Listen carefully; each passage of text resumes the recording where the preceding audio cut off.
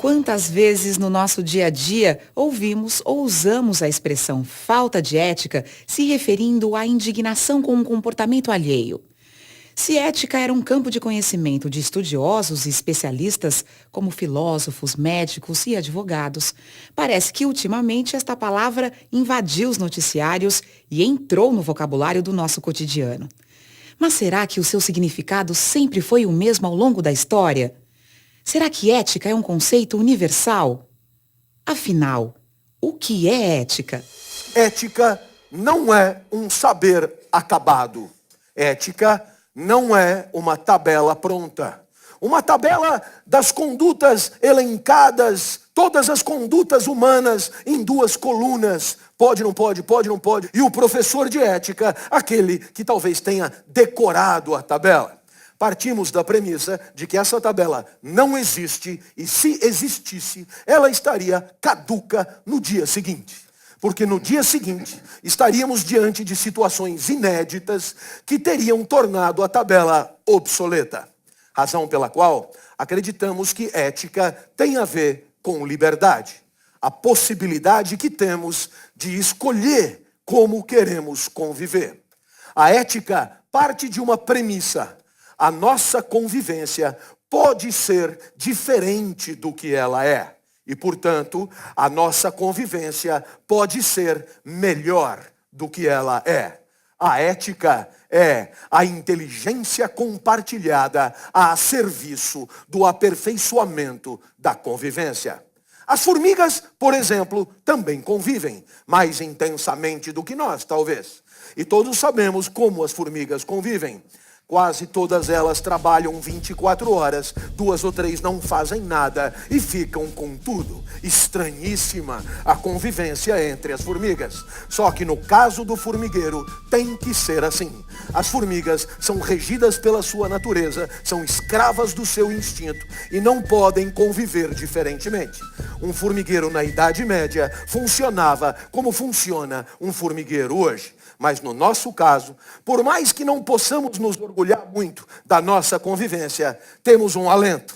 Ela pode ser diferente do que ela é. E cabe a nós a tarefa de refletir, de pensar conjuntamente, de argumentar dentro de um grande espaço de diálogo para aperfeiçoá-la dia a dia, para que amanhã seja melhor do que hoje. Ética é porque há liberdade. Se abrirmos mão da liberdade de fazer a sociedade que queremos, teremos também aberto mão da ética.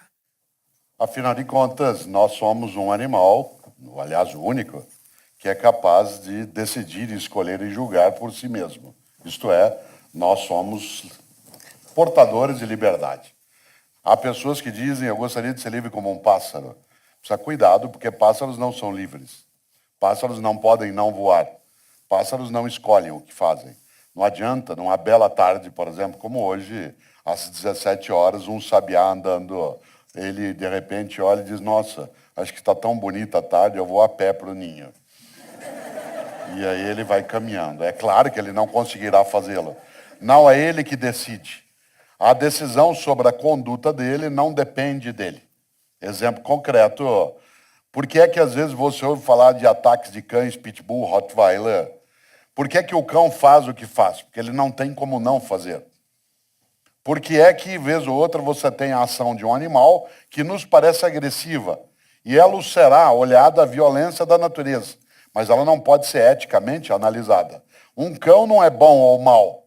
Não existe o mau cavalo, o mau cão, a má formiga, a menos que a gente vá usar padrões de reflexão nossas. Em outras palavras, outros animais não decidem em relação àquilo que a sua conduta terá. Nós somos capazes de colocar nossa vida em risco.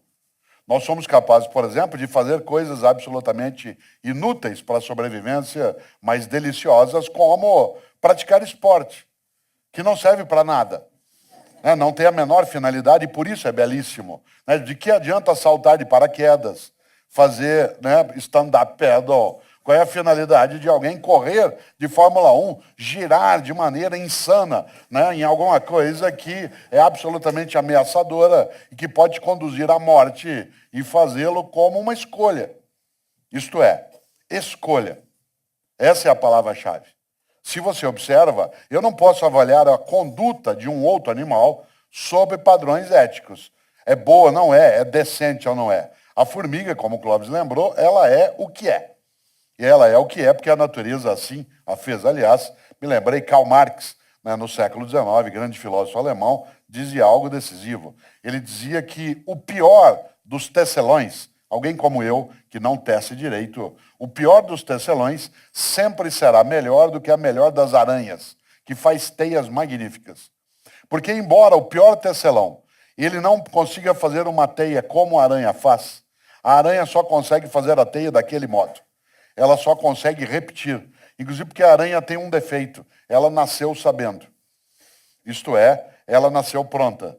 Ela já faz a teia como a mãe fazia, a avó fazia, a bisavó fazia. E isso é uma limitação. Nós temos uma grande vantagem. Nós não sabemos fazendo, não nascemos sabendo e não, claro, não nascemos prontos. E desse ponto de vista, nós somos capazes de fazer de outro modo.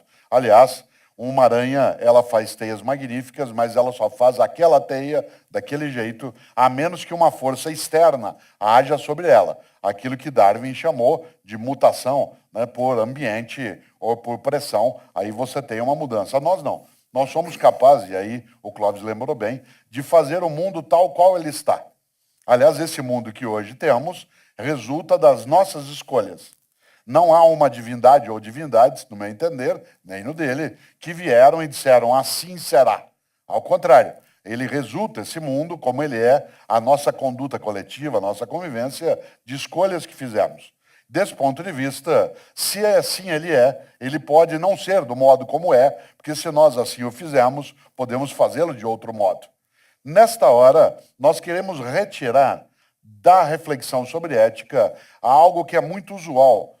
E eu vou passar por Clóvis já para ele fazer essa reflexão num ponto. Muita gente diz, eu não tenho como não fazer assim. É o sistema.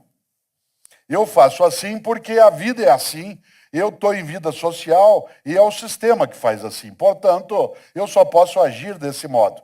Para justificar, inclusive, a conduta que resulta de uma escolha pelo malévolo, quando a possibilidade do benévolo existiria.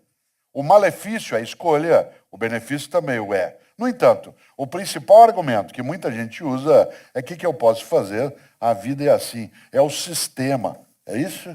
Denomina-se má fé. Quando você nega a própria liberdade. Quando você nega a própria condição de agente livre e capaz de fazer escolhas, sobretudo para justificar comportamentos que nos envergonham, que nos causam tristeza e que sabidamente não deveríamos ter tido. A verdade é que atribuir a razão das nossas causas a outras circunstâncias que não a nossa liberdade nos convém. Porque essa coisa de ser livre pode parecer um privilégio, mas não é sempre. O homem sempre, ao se considerar livre, julgou-se superior ao resto da natureza. Basta você ver as definições que ele dá de si mesmo. Os gregos diziam que nós estamos a meio caminho entre os animais e Deus. Os cristãos, depois, não economizaram elogios e disseram que nós somos feitos à imagem e semelhança de Deus. Mais até, somos filhos de Deus. E tudo isso por causa da liberdade que é a nossa. Por causa da capacidade que é a nossa de fazer acontecer a vida de acordo com o nosso discernimento. Mas esta possibilidade, que pode ser entendida ingenuamente como um privilégio, muitas vezes, quando observada de perto, é fonte de sentimentos desagradáveis. E a filosofia tem também um nome para esses sentimentos: angústia. Angústia, Cortella, é o que você sente toda vez que percebe que é livre, que a vida depende da tua escolha e que essa escolha não é tranquila. Para escolher, é preciso atribuir valor às possibilidades de escolha. Aliás, essa definição é de dicionário de papelaria. Escolher é identificar a alternativa de maior valor. Ora, sendo assim, poderíamos pensar num exemplo. O professor precisa atribuir valor ao aluno, então ele aplica uma prova ele conclui que o aluno vale 8. E qual foi o protocolo que ele utilizou? Ele comparou a prova do aluno a um gabarito, a uma prova nota 10, a uma referência. O que é que você aprende? Que não existe como atribuir valor sem ter uma referência de comparação, uma referência de contraste. Então, nesse momento, você poderia ser levado a pensar assim: ótimo, nossos problemas acabaram. Na hora das dúvidas existenciais, basta ter um gabarito da vida. Basta ter a vida nota 10. Basta ter a referência. Qual é a má notícia? A má notícia é que, diferentemente da prova do professor, a vida não tem uma única resposta certa. Se você vai ao exército, o primeiro valor do banner é a disciplina. E a melhor solução é sempre a mais disciplinada. E na hora da dúvida, quando a corneta toca às 5 da manhã, você levanta. A disciplina é a referência. Mas se você sai do exército e vai para um asilo de idosos, o primeiro valor ali é o repouso. A melhor vida é a mais repousante.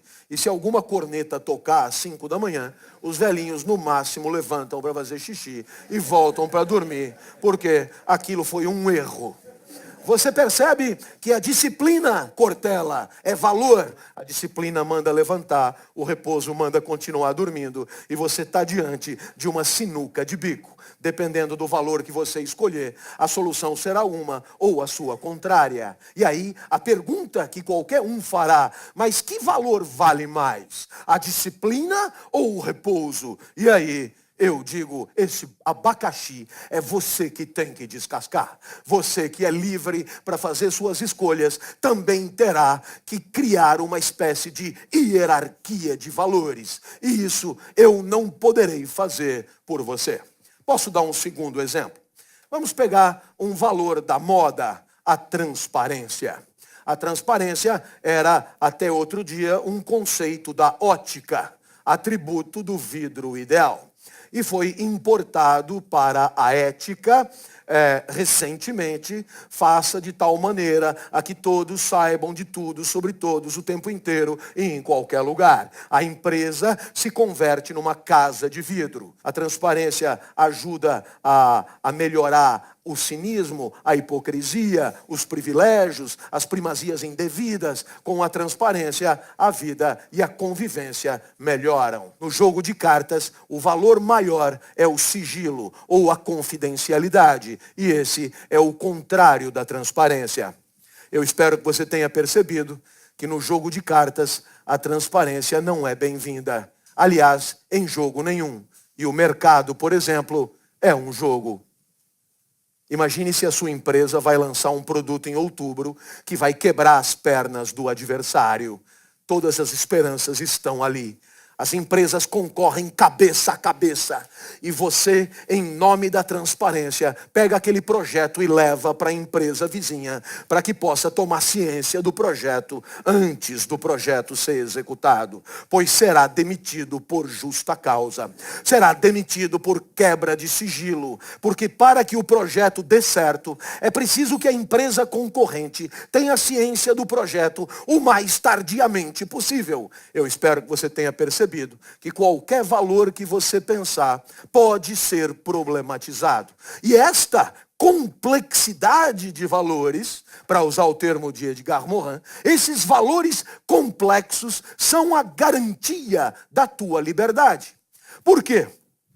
Porque se os valores, eles compusessem uma tabela fechada, com um valendo mais do que o outro, se os valores indicassem uma verdade sobre a vida prática, a consequência imediata disso seria o fim da liberdade. Seria o fim da possibilidade de escolha. Mas é porque os valores são complexos que continuamos vivendo a vida cercado de dilemas, quando duas alternativas nos parecem igualmente ruins. De trilemas, de tetralemas. Exatamente por quê? Porque diante da complexidade dos valores, o abacaxi de escolher critérios é nosso. E dessa responsabilidade não podemos nos eximir. Não podemos nos eximir.